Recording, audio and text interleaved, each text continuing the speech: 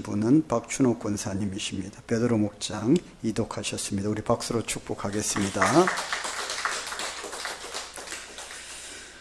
오늘 또 방문하신 분이 있습니다. 정영란 집사님의 친구분 되시죠?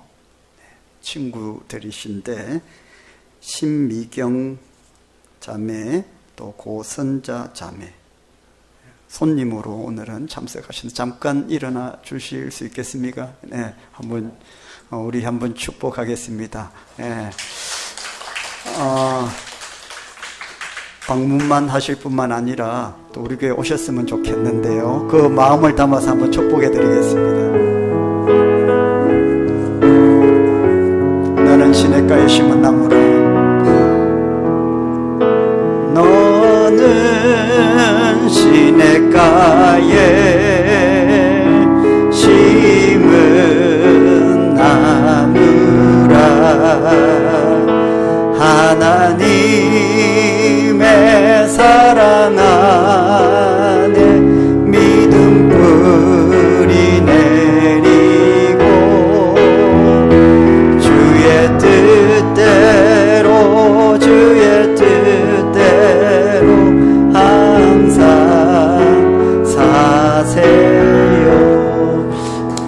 사랑합니다. 환영합니다. 축복합니다.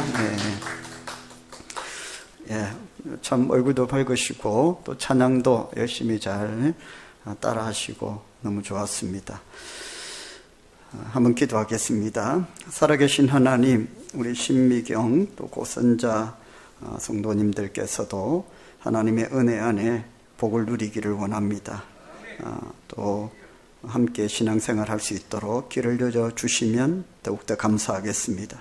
가정과 또 자녀들 위해 복의 복을 더하여 주시고 영육간에 강건하실 수 있도록 하나님께서 도와주시고 응답하여 주시옵소서. 예수님의 이름으로 축복하며 기도드립니다. 아멘. 축복합니다. 오늘 하나님께서 우리에게 주신 말씀은 히브리서 11장 5절 6절 말씀입니다.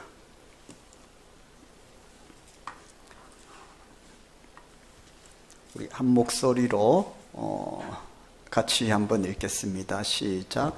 믿음으로 에녹은 죽음을 보지 않고 옮겨졌으니 하나님이 그를 옮기심으로 다시 보이지 아니하였느니라. 그는 옮겨지기 전에 하나님을 기쁘시게 하는 자라 하는 증거를 받았느니라. 믿음이 없이는 하나님을 기쁘시게 하지 못하나니 하나님께 나아가는 자는 반드시 그가 계신 것과 또한 그가 자기를 찾는 자들에게 상 주시는 이심을 믿어야 할지니라. 아멘. 우리 서로 인사하겠습니다. 한 주 동안 잘 지내셨습니까? 샬롬 샬롬. 축복합니다. 사랑합니다. 주님의 이름으로 축복합니다.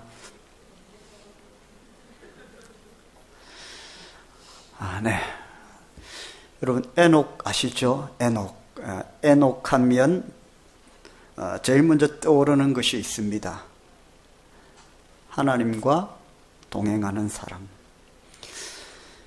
에녹은 성경에 보니까 죽지 않고 천국에 갔다고 되어 있습니다. 어떻게 죽지 않고 천국에 갈 수 있습니까? 우리가 이렇게 예수 잘 믿다가 믿음 생활 하다가 우리 육신이 쇠하여 죽게 되면 우리의 영혼은 천국에 가고 육은 흙으로 돌아가는데 그게 이제 성경적인 구원론인데 또 우리가 죽지 않더라도 그날과 그때는 아무도 모르지만 천국이 도적같이 임한다고 성경에는 그렇게 기록되어 있는데 주님께서 나팔 불 때에 구름 타고 오시고 우리가 이렇게 열심히 살고 있는 가운데에 천국이 임할 수도 있거든요. 그때 우리는 또 어떻게 됩니까? 예수 믿는 사람들은 천국에 갑니다. 자, 그런데 이런 주님이 재림하시지도 않았고 우리가 죽지도 않았는데 어떻게 에녹은 살아있는 그 상태에서 주님이 재림한 것도 아닌데 하나님께서 천국으로 데리고 올라가셨느냐. 참 굉장히 특별한 일입니다. 저도 그렇게 될 수만 있다면 좋겠는데 아마 우리의 모든 바람은 다 그런 것일 텐데 어떻게 지구에 종말이 와서 재림한 것도 아니고 또 우리가 죽은 것도 아닌데 살아있는데 어떻게 천국으로 올라갈 수 있었느냐. 오늘 성경에는 이렇게 되어 있습니다. 뭐라고 되어 있죠? 믿음으로 에녹은 죽음을 보지 않았다. 할렐루야. 무엇으로요? 믿음으로. 에녹이 죽지 않고 천국에 간 것은 에녹이 불사조가 아니라 믿음이 좋았기 때문에 그렇다. 몸에 좋은 걸 잘 먹어서 영생 불사한 게 아니라 믿음으로 에녹은 죽음을 보지 않았다. 그렇게 되어 있고요. 맨 밑에 보면 하나님을 기쁘시게 하는 자라 하는 뭘 받았느니라? 증거를 받았느니라. 오늘 이 말씀을 통해서 우리가 짐작할 수 있는 것이 있습니다. 에녹은 살아있는 그 상태로 천국으로 옮겨졌는데 그 이유는 에녹이 건강해서도 아니고 부자여서도 아니고 무슨 좋은 거를 많이 드셔서 영생불사해서도 아니고 믿음이 좋았기 때문이라고 말씀하시고 그 믿음의 증거들이 하나님이 보실 때에 다 보였다라는 것입니다. 그렇기 때문에 하나님께서 에녹을 천국으로 옮기셨다. 그렇게 말씀을 하고 있습니다. 자, 그러면 에녹의 믿음이 어떠했기에 하나님께서 살아있는 그 상태를 그냥 바로 너는 더 이상 테스트도 필요 없어 이렇게 하셨느냐. 그럼 우리가 죽음이라는 것은 우리 인생의 마지막 관문이죠. 우리 인생은 죽음을 피할 수가 없습니다. 성경적으로 이 성경에서 말하는 죽음의 의미는 우리 인생의 마지막 연단의 과정이라고 합니다. 하나님께서 우리를 구원하여서 예수 믿고 구원받게 하셔서 예수를 믿으면 구원받아 천국에 가고요. 예수님을 믿지 않으면 천국에 가지 못하고 어디에 가게 되죠? 지옥에 가게 됩니다. 우리 인생의 마지막 죽음이라는 이 문턱 앞에서 우리는 결정을 해야 되는데 어떤 사람은 천국에 가게 되고 어떤 사람은 지옥에 가게 되죠. 죽음의 문턱 앞에 서면 우리 인생은 젊었을 때에는 힘있고 젊었을 때에는 회개라는 것을 잘 안 합니다. 교회 가자, 예수 믿으세요 하면 아이고 내가 뭐 때문에 교회 가노? 내가 뭐 때문에 회개하노? 내가 잘못한 것이 뭐가 있어? 이런 말을 참 많이 합니다. 그런데 마지막 죽음의 문턱 그 관문 앞에 서면 많은 사람들이 자신의 죄를 많이 회개한답니다. 제가 예전에 섬기던 교회에 한 집사님이 백병원, 해운대 백병원에 혈액종양내과에 근무하셨는데 혈액종양내과라는 곳 자체가 굉장히 중증 환자들이 온답니다. 그래서 거친 이 인간의 의술의 한계에 부딪힌 그래서 치료가 잘 안 되는 분들이 많이 그곳에 오신다는데 그래서 오셔서 이렇게 치료를 하는데 대개의 경우에 치료가 안 되고 그냥 이렇게 죽음을 맞이하는 분들이 너무 많고 그 집사님은 그런 상황을 계속해서 봐야 되는 겁니다. 그래서 그분을 제가 이렇게 만났을 때에 참 수고 많으십니다. 집사님 이렇게 했을 때에 그런 말을 하셨어요. 목사님 저는 이 그분들을 보면서 복음을 전하는 것이 제일 큰 저의 사명입니다. 제가 이렇게 치료해 드리고 싶은데 하나님 역사하시고 또 기적이 일어나고 고쳐지고 회복이 되어서 이렇게 퇴원하시면 좋은데 많은 경우에 이렇게 고칠 수 없는 손을 댈 수 없는 분들이 너무 많답니다. 그래서 그 집사님이 할 수 있는 게 도대체 뭐냐. 내가 이렇게 치료를 하고 이렇게 해서 좀 해드리고 싶은데 안 되는 벽에 너무 부딪히니까 그래서 내가 믿는 사람으로서 나의 사명은 뭐냐 생각해 보니까 마지막 그 문이 닫힐 그때까지 예수님을 전하는 것이었다. 그렇게 이야기를 했습니다. 예수님을 전하는 것. 그래서 참 이렇게 누워 계신 분한테 예수 믿으십시오 라고 하면 여러분 많은 이 환자들이 예수님을 믿는답니다. 힘있고 강할 때에는 다 복음을 거부했는데 회개라는 것 자체를 부정했는데 이제 인생의 마지막 문턱 앞에서 선택을 해야 되지 않습니까? 얘기를 하는 겁니다. 이제 마지막 인생의 마지막 관문이니까. 지옥이라는 말은 듣기도 싫어합니다. 천국에 가고 싶다고 합니다. 잘 모르지만 천국에 가려면 예수님을 믿어야 됩니다. 지금까지 살아오시면서 잘못한 것 다 한번 얘기해 보십시오. 회개해야 됩니다. 그게 돼야 됩니다. 하나님의 용서를 구하십시오. 그러면 막 얘기를 한답니다. 그래서 이렇게 영접 기도를 해드리는 것이죠. 여러분, 인생의 마지막 문턱 앞에 서면 우리가 다 이렇게 내어놓지 않습니까? 그래서 죽음이라는 것은 성경적으로 볼 때에 우리 인생의 마지막 연단의 과정, 연단이라는 것은 성경적으로 테스트라고 합니다. 시험을 치는 거예요. 그래서 죽음이라는 것이 시험이다. 그래서 그 죽음 앞에서 마지막 결정을 하는 것이죠. 지금까지 예수 잘 믿고 믿음 생활 잘한 사람도 죽음이라는 문턱 앞에 시험 칩니다. 그동안 제대로 했는지 아니면 백지를 써내는지 테스트하는 거예요. 그동안 잘했던 그것이 마지막 죽음의 관문 앞에 시험지를 잘 작성하느냐, 그래서 천국으로 가느냐, 아니면 지금까지는 전혀 예수님을 믿지 않았지만 마지막 죽음의 문턱 그 관문 앞에서 하나님께서 마지막 연단 테스트를 하시는 거예요. 그때 내가 회개하고, 지금까지는 안 그랬는데 회개하고 예수님을 나의 구주로 영접하고 그렇게 믿으면 어떻게 됩니까? 마지막 시험지가 너무 답안이 좋아요. 어떻게 돼요? 천국에 가게 되는 것입니다. 그래서 이 죽음이라는 것은 더 이상 시험이 없습니다. 더 이상 테스트가 없어요. 이제 마지막 테스트죠. 저와 여러분은 그 죽음의 그 문턱 앞에 다 결국에는 서게 될 것이고 마지막 테스트, 시험을 쳐야 됩니다. 그런데 그런 죽음이라는 연단의 과정을 에녹은 아예 거치지 않고 어떻게 됩니까? 하늘로 올라갔다는 겁니다. 그 테스트를 쳐야지만, 그 시험을 쳐야지만 지옥인지 천국인지 결정이 되는데 에녹은 그 시험을 안 치고 너는 시험이 필요 없어. 하나님께서 바로 데리고 가셨다는 겁니다. 아마도 에녹의 믿음을 하나님께서 기뻐 받으셨다 나오죠. 하나님을 기쁘시게 하는 자라 하는 증거를 받았느니라. 말하자면, 우리로 말하면 그냥 하나님께서 에녹을 바로 스카우트 해 가신 것입니다. 여러분 운동 잘하면 바로 고등학교 졸업하면 바로 스카우트 해 갑니다.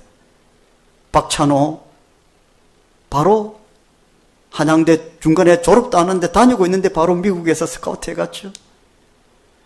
여러분 탁구 좋아하시는지 모르겠는데요, 신유빈 같은 선수는 중학교 졸업하고 바로 실업팀으로 프로팀으로 스카우트 돼갔고, 김나영 같은 선수도 아주 탁구에 천재적인 재능을 가진 선수인데 바로 실업팀에서 프로팀에서 스카우트를 해갔습니다.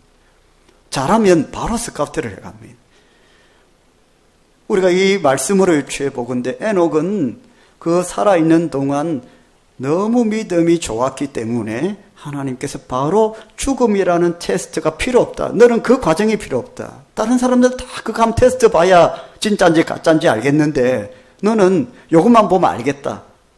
테스트를 하지 않고 바로 천국으로 데려가셨다는 겁니다. 할렐루야. 자, 그러면 에녹의 그 테스트가 필요 없는 죽음의 문턱까지 굳이 갈 필요가 없었던 그 에녹의 믿음이 도대체 어떤 믿음인가? 히브리서에는 안 나타나 있는데 창세기에 우리가 가서 답을 찾을 수가 있습니다.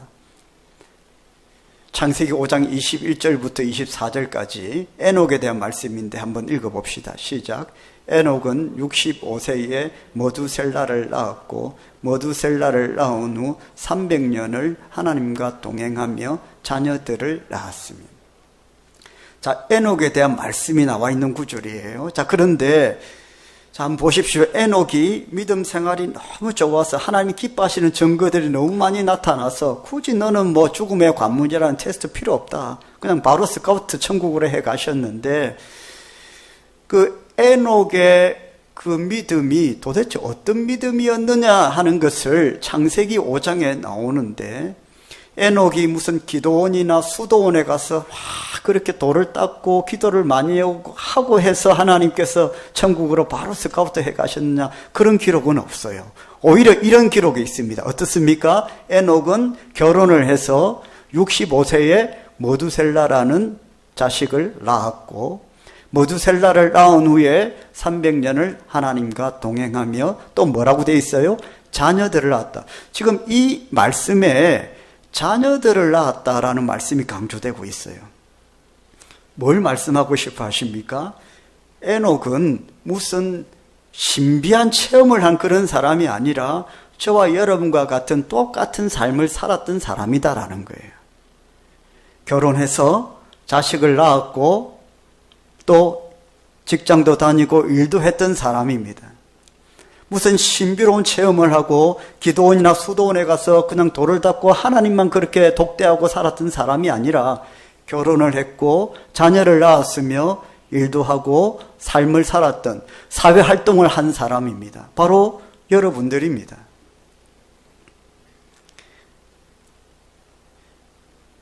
그런데 이렇게 돼 있어요. 에녹이 하나님과 동행하더니 하나님이 그를 데려가심으로 세상에 있지 아니하였더라.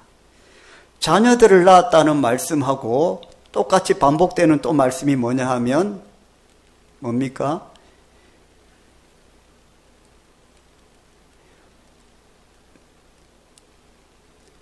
뭐죠? 동행했다. 동행했다는 말이 반복되고 있습니다. 여러분, 동행이라는 게 뭡니까? 동행. 함께 간다라는 뜻이에요. 함께 간다. 그래서 우리가 부부가 함께 동행하기도 하고 부모와 자녀가 함께 동행하기도 하는데, 이 동행이라는 것은 함께 간다는 것을 의미하는데, 함께 간다는 것이 결코 쉬운 것은 아닙니다. 그것도 아까 뭐라고 되어 있죠? 몇 년을 하나님과 동행했다? 300년을 하나님과 동행했다. 300년을 하나님과 동행하기가 쉽지가 않다는 거예요. 우리는 잠시 동행할 수 있습니다. 그 시작은 그렇게 할 수 있는데 곧 우리가 싸우고 다투고 미워하고 시기해서 서로 헤어지기도 하고 가던 길을 각기 따로 흩어져서 가기도 하는데, 에녹은 300년을 하나님과 동행했다.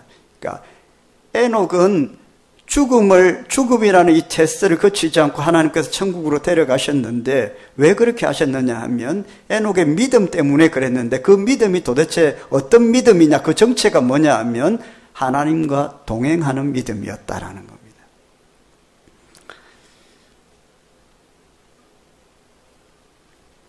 동행이라는 것이 그렇게 쉽지 않습니다. 같이 가는 것이 뜻도 맞아야 되고 또 생각도 맞아야 되고 목적지도 같아야 동행이 되죠. 또 그렇게 다 맞는다고 해서 또 동행이 되느냐? 그렇지 않습니다. 너무 잘 맞는 사람인데도 그렇게 가다 보면 서로 다툼이 생기고, 왜? 우리가 인간이기 때문에, 죄인이기 때문에 그런 다툼이 있는데, 이 에녹은 철저하게 하나님과 동행하는 삶을 살았다는 거죠. 300년 동안. 여러분, 에녹이 하나님과 관계 가운데에 하나님의 그 마지막 관문, 죽음이라는 테스트를 받지 않고 하나님께서 천국으로 데려간 그 비결이 뭐냐 하면 하나님과 동행했기 때문이다. 그 동행의 그 과정 가운데에 무슨 특별한 신비로운 체험이 있었던 것도 아니고, 무슨 기도원이나 수도원에 가서 혼자 살았던 것도 아니고, 뭡니까? 자녀를 낳고 가정을 이루고 사회활동을 하는 가운데에 하나님과 동행했다라는 겁니다.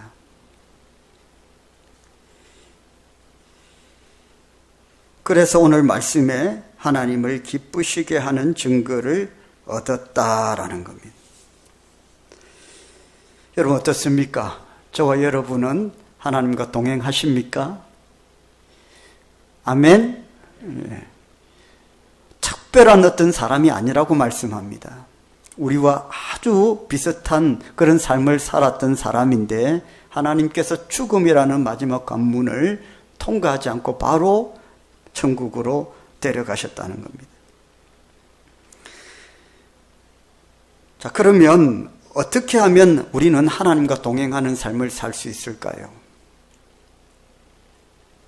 첫 번째는 먼저 하나님을 내 삶 가운데로 초청해야 됩니다.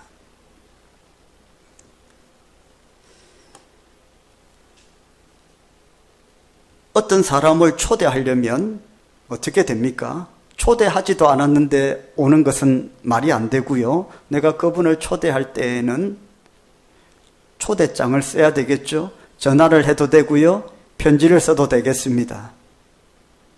초대를 공식적으로 해야 되겠죠. 우리가 하나님과 동행하는 삶을 살기 위해서는 하나님을 내 삶의 영역으로 초대해야 됩니다. 그런데 사랑이 많으신 하나님은 우리가 완벽한 어떤 조건을 갖추어 놓고 하나님을 초대하지 않아도 어떤 한 부분에 있어서만 하나님이 협조케 하시면 하나님 기꺼이 오신다는 것입니다. 이 세상은 내 마음에 들도록 갖춰놔야, 밥상을 차려놔야 와서 내가 앉아서 숟가락을 드는데 맛있는 것도 하나도 없는데 앉아있지도 않고 또 한두 가지 가지고 갖고는 성에도 차지 않는데 하나님은 우리의 믿음 생활 가운데에 한 가지만 있어도 그 초대를 받으신다는 겁니다. 초대를 한다라는 것은 뭘 의미합니까? 우리의 편에서 어떤 노력이 필요하다는 것입니다. 그러니까 하나님을 우리가 우리의 삶의 자리로 그 전능하신 창조주 하나님을 우리의 삶의 자리로 초대한다는 것은 우리 편에서 어떤 초대하는 어떤 적극적인 제스처가 필요하다는 거예요. 그게 신앙생활 안에서는 뭡니까? 말씀 생활이 될 수도 있고 기도 생활이 될 수도 있고 찬양과 예배 생활이 될 수도 있고 그런데 그 많은 것들을 내가 완벽하게 톱니바퀴처럼 잘 이렇게 빈틈없도록 갖추어야 하나님이 나의 초대에 응하시는 것이 아니라 뭡니까? 사랑과 긍휼이 많으신 하나님은 그런 부분 가운데 하나라도 제대로 갖추면 하나라도 맞으면 하나님이 초대에 응해 주신다는 겁니다. 할렐루야. 그래서 다른 것들은 신앙생활을 해서 잘 모르는데 내가 하나님께 어느 날 찬양을 올려드린다. 그 찬양을 통해서 하나님께서 우리의 초대를 받아주신다는 거예요. 성경은 잘 모르지만은 그날 그냥 기도했습니다. 능숙한 기도도 아니고 그냥 부족한 기도였는데 그 기도를 하나님이 초대장으로 보시고 우리의 삶의 자리에 하나님께서 오신다는 것입니다. 우리는 그렇게 하지 않잖아요. 무슨 초대를 그따위로 해. 마음에 안 들어 안 가지 않습니까? 그런데 하나님은 우리를 너무나도 사랑하시기 때문에 우리의 초대장이 좀 허술하고 부족하고 그래도 하나님이 오신다는 거예요. 그래서 말씀하십니다. 나를 불렀어. 뭐가 필요해?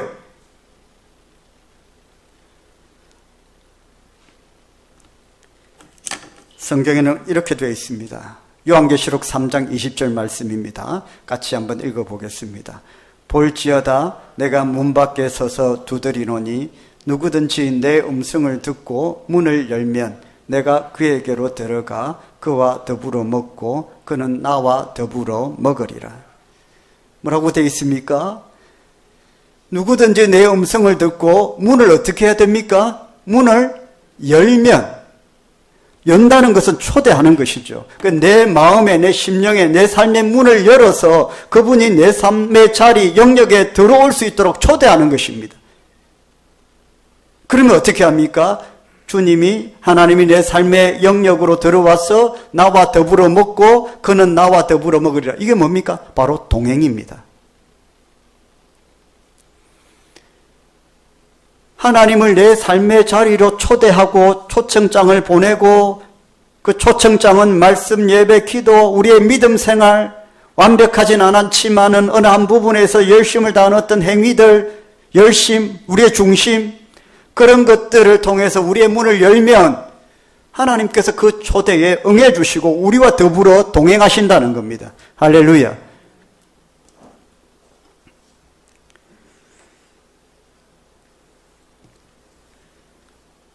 가난한 성도들이 있지 않습니까?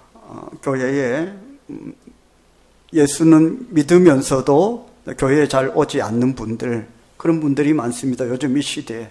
그래서 저도 전도의 현장에 가볼 때도 그렇고 저의 가족 중에도 가난한 성도가 있습니다. 그래서 제가 늘 한 번씩 얘기합니다. 교회에 가서 믿음 생활 잘해야 됩니다.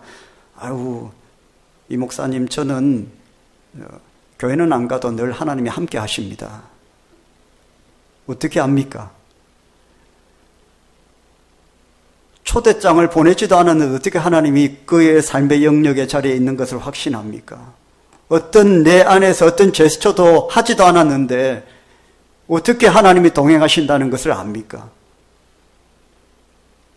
내 마음은 내 심적으로는 하나님이 함께 하신다고 생각하겠죠. 그러나 하나님이 그 자리에 함께 할 수 있는 자리가 됩니까? 여러분, 소돔과 고모라가 망했습니다.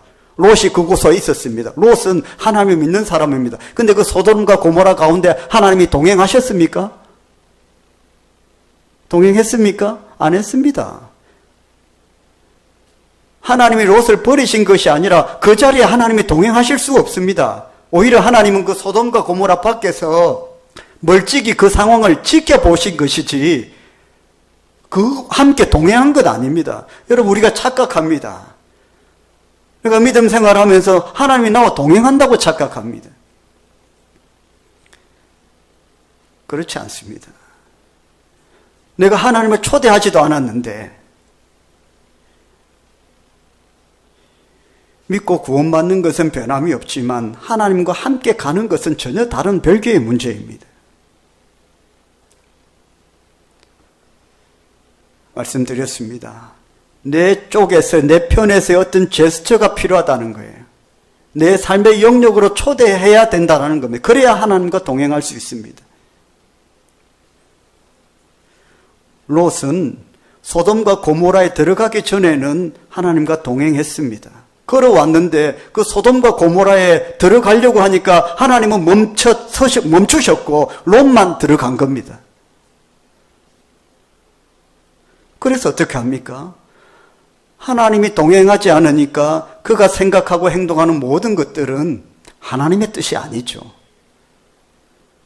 본인은 늘 동행했기 때문에 그곳에서도 있다고 생각하지만 사실은 그곳에 하나님은 함께 있지 않았습니다.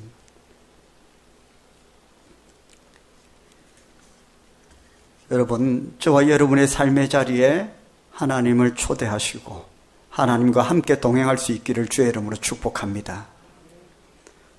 두 번째는 하루의 삶 전체로 확산시키는 것입니다. 아침에 일어나서 말씀으로 시작하고 기도로 시작하는 성도들 참 많습니다. 그리고 저녁에 어느 한순간에 말씀과 기도로 하루를 마무리하는 분들도 참 많습니다.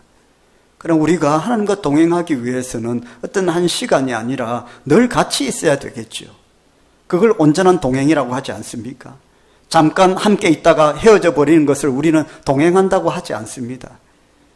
계속 가는 것을 동행한다고 하는데, 그래서 우리의 삶의 전체 영역, 하루의 삶 전체가 계속해서 반복되는 삶의 어떤 자리, 주님과 함께하는 그 자리를 우리는 동행한다고 말할 수 있습니다. 궁극적인 단계는 일상 속에서 하나님과 교통하는 것입니다. 커피를 마시면서도, 운전을 하면서도, 산책을 하면서도, 설거지를 하면서도 우리는 하나님과 동행할 수 있습니까? 아멘입니다. 아멘입니다. 예배의 자리에서만 하나님과 동행하는 것이 아닙니다. 얼마든지 우리의 삶 속에 에녹이 그랬다니까요. 에녹이 그랬다는 겁니다. 300년 동안 예배만 드렸다는 겁니까? 아니잖아요. 자식 낳았다고 강조했잖아요. 그의 삶의 자리에서 하나님과 동행했기에 그 귀한 믿음을 하나님께서 보시고 죽음이라는 문턱, 그 관문을 거칠 필요가 없다. 너는 이만하면 너는 됐다. 그렇게 천국으로 데려가신 것입니다. 중세 수도사들은 스타치오라는 훈련을 했다고 합니다. 이 훈련은 어떤 거냐 하면 뭘 하기 전에 한번 멈추는 것을 말합니다. 말을 하기 전에 한번 멈추고 하나님의 뜻인지 묻는 것이죠. 행동을 하기 전에 하나님의 뜻을 묻는 겁니다. 이걸 스타치오 훈련이라고 하는데 우리는 자연스럽게 그렇게 합니다. 얘기를 할 때에도 말을 하면서도 하나님의 뜻을 묻기도 하고 행동하면서도 이게 하나님의 뜻인지 묻기도 하는데 이런 동시적으로 일어나는 일들에서 혹 실수할까 봐 말을 하면서도 하나님의 뜻을 묻고 행동하면서 하나님의 뜻을 묻기도 하는데 이게 혹 하나님의 영광을 훼손시킬까 봐 중세 수도사들은 아예 훈련 자체를 그렇게 만들었는데 남들이 다 볼 정도로 그렇게 끊었다는 거죠. 그래서 말을 하다가도 갑자기 딱 멈추고 기도하고 그래서 사람들이 옆에 사람들이 니 뭐하노 갑자기 말하다가 이렇게 표가 날 정도로 훈련을 했답니다. 자신을 훈련시켰다는 거죠. 행동을 하려다가도 딱 멈추고 잠시 기도하니까 뭘 하다가 왜 그래? 이렇게 다른 사람들이 의아해할 정도로 그렇게 훈련을 시켰답니다. 자신을. 그렇게 하다 보니까 어떻게 됩니까? 이제 자연스럽게 내 안에 어떤 훈련이 되어서 말을 하거나 행동하기 전에 하나님의 뜻이 무엇인지 훈련을 했다는 거예요. 그러다 보니까 어떻게 됩니까? 그런 삶이 하나님과 결국에 하나님의 초대를 이끌어내기에 부족함이 없었고 하나님과 동행하는 삶을 살 수밖에 없었다는 거죠. 우리의 어떤 작은 초대, 작은 제스처 그것이 하나님께서 우리의 삶의 자리에 오는 것이고 그것을 통해서 우리는 하나님과 동행하는 삶을 살 수가 있는 것입니다. 저와 여러분 한 주 동안도 하나님과 동행할 수 있기를 주의 이름으로 축복합니다. 여러분 우리도 얼마든지 그렇게 할 수 있습니다. 전화를 하기 전에 잠시 멈추고 주님 이 대화를 인도해 주십시오. 모임 자리에 들어서면서도 주님 이 모임을 주님의 뜻대로 인도하여 주시옵소서. 얼마든지 할 수 있습니다. 최경주 선수는 골프 선수이기도 하고 상당히 믿음이 좋은 분으로 알려져 있습니다. 골프에는 마인드 컨트롤이 중요할 텐데 이 마인드 컨트롤은 어떻게 합니까? 다른 선수들은 라운딩을 하면서 온갖 생각을 하고 고민을 하고 그렇게 걷는데 이 최경주 선수는 자신을 컨트롤하는 방법으로 성경 말씀을 외운답니다. 이렇게 걸어가면서 성경 요절, 성경 말씀을 외운다는 거예요. 중얼중얼 하면서 걸어간답니다. 생각이 나지 않을 때는 아예 쪽지에 적어서 가지고 다닌답니다. 그래서 뒷주머니에 넣고 이렇게 보는 것이 사실은 그게 어떻게 칠까 작전이 아니라 다른 선수들 중에 성경 말씀 요절을 외우는 경우가 많답니다. 그런 작은 하나님을 초대하는 제스처, 그 골프장에 최경주 선수와 하나님이 동행하시는 것이죠. 할렐루야. 하나님을 내 삶의 영역 자리로 초대하기 위해서 내가 어떤 제스처를 취하는 것입니다. 여러분은 어떤 행동을 하시겠습니까? 이번 한 주. 성경에는 하나님이 나와 함께 하시면 복을 받는다고 말씀합니다. 할렐루야. 내가 그 아름다운 복을 내가 받아 누리기 위해서 내가 하나님을 내 삶의 영역으로 모시고 그분과 동행하는 것이 중요한데 그러기 위해서 내가 하나님의 초대를 불러일으키기에 하나님이 내 자리에 오시기에 합당하도록 만드는 내 삶의 제스처가 있어야 된다는 것이죠.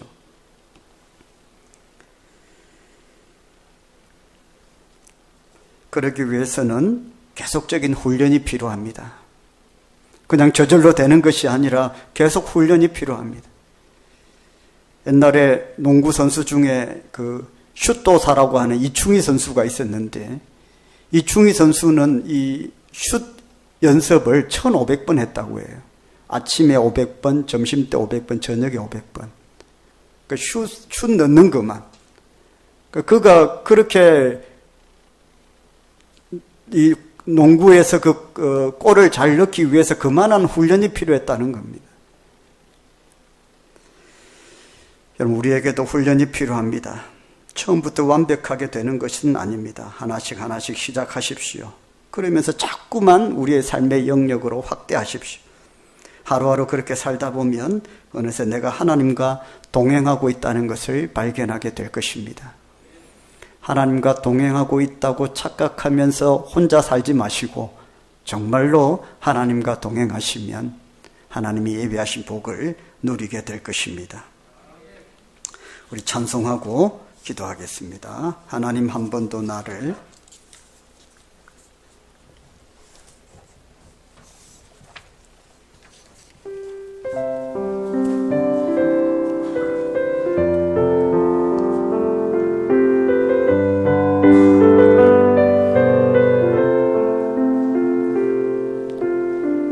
하나님 한 번도 나를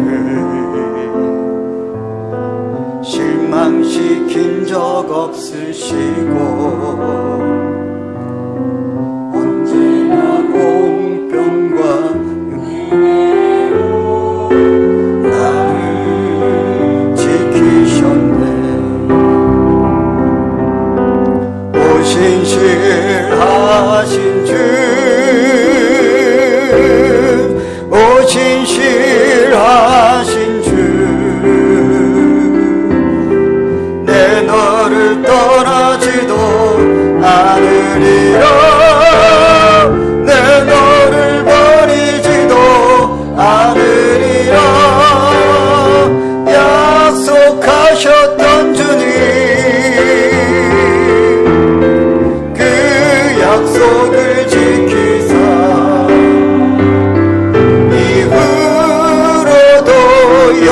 영원토록 나를 지키시리라 확신하네. 지나온 모든 세월들, 지나온 모든 세월들 돌아보아도 그 어느 것 하나 주의 손길 안 미친 것 전혀 없네. 오 신실하신 주, 오 신실하신 주, 오 신실하신 주, 내 너를 떠나지도 않으리라. 내 너를 버리지도 않으리라. 약속하셨던 주님, 그 약속을 지키사 이후로도 영원토록 나를 지키시리라 확신하네. 오 신실하신 주, 오 신실하신 주, 오 신실하신 주, 내 너를 떠나지도 않으리라. 내 너를 버리지도 않으리라. 약속하셨던 주님, 그 약속을 지키사 이후로도 영원토록 나를 지키시리라 확신하네. 아멘. 우리 함께 기도합시다. 이번 한 주도 에녹과 같은 평범한 일상을 살아갈 때에 하나님 나와 동행하시고 하나님 함께 하시는 기쁘시게 하는 증거들을 하나님 보여주시고 삶의 모든 일상 가운데에 주님이 동행하시어 주님의 기쁨과 감사의 놀라운 은혜가 있게 하여 주시옵소서. 환난을 통해서 하나님의 은혜가 무엇인지를 체험하게 하시고 근심과 걱정을 통해서 하나님께서 내 삶을 어떻게 인도해 가시는지를 목독해 하여 주시옵소서. 한 주 동안도 하나님 함께 하여 주시고 성립케 하여 주시고 복 주실 줄 믿습니다. 우리 주님의 이름 부르고 기도하겠습니다. 주여, 거룩하시고 은혜가 충만하신 하나님 아버지, 신실하신 하나님, 모든 것들 가운데 뛰어나신 하나님 아버지, 여러 가지 생각과 행동 가운데에 아버지 우리가 하나님의 뜻을 온전히 이해하고 또 아버지 그 뜻 가운데 순종하며 믿음으로 행하는 이 모든 행위들이 하나님을 기쁘시게 하고, 특별히 아버지여 수많은 판단과 결정의 상황 가운데에서 하나님과 동행할 때에 하나님께서 주시는 마음으로 판단하고 결정하게 하시고, 아버지여 우리 의로 나아가지 않고 하나님의 뜻과 계획 가운데에 믿음으로 달려갈 수 있도록 성령이여 도와주시고 아버지 인도하여 주시옵소서. 한 주 동안도 모든 근심과 염려를 이길 수 있는 하나님의 마음을 허락하여 주시고, 하나님의 축복의 통로로 아버지들을 사용하시고 아버지 함께하여 주시옵소서. 언제나 공평과 은혜로 우리를 이끌어 주시는 하나님 아버지 감사합니다. 혼란과 고통 가운데에 이 세상을 살아가지만 때마다 날마다 하나님 돌보시는 은혜로, 하나님 동행하시는 은혜로 살아갑니다. 근심과 염려가 떠나지 않지만은 전적으로 하나님께 우리의 모든 삶의 짐을 맡겨드리고 주께서 베풀어 주시는 위로와 평강을 누리며 살게 하여 주시고, 우리를 만드시고 이 우주 만물을 주재하시는 창조주 하나님께 우리의 삶을 의탁하고 하루하루 주님과 동행하며 하나님의 뜻을 구하고 믿음으로 나아갈 수 있는 저희들 되게 하여 주옵소서. 백성들의 가정과 일터와 직장을 만지시고 형통케 하시고 창고를 채워주시며 물질의 풍성함과 부요함을, 건강의 강건함을 허락하여 주시고, 일터와 사업터 위에도 하나님께서 30배, 60배, 100배로 채워주시고 공급하여 주시고 차고 넘쳐서 나눠주고 꾸어주고 베풀어 줄 수 있는 인생들이 되도록 역사하여 주시옵소서. 오늘도 드린 예물들 위에 기름 부으시고 하나님의 나라가 크게 쓰이고 확장되는 곳에 하나님 앞에 사용하여 주시고, 드린 손길들에게 하나님께서 만복의 은혜를 베풀어 주시고 또 저들의 창고가 차고 넘치고 기름질 수 있도록 인도하시며, 또 한 주 동안도 하나님의 영광 가운데에 권능의 팔로 품어주시고 망대가 되어주시고 피할 바위가 되어주시고 도피성 되어주셔서 주 품 안에서 주 뜻 안에서 승리할 수 있도록 인도하여 주시옵소서.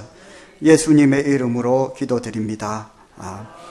우리 주 예수 그리스도의 은혜와 하나님 아버지의 사랑과 성령님의 감동, 감화, 충만하심, 또 한 주 동안도 하나님과 동행하며 하나님의 복을 누리기를 원하는 함께 예배드린 모든 주의 백성들 머리 위에 지금부터 영원토록 항상 함께 있을지어다. 아멘.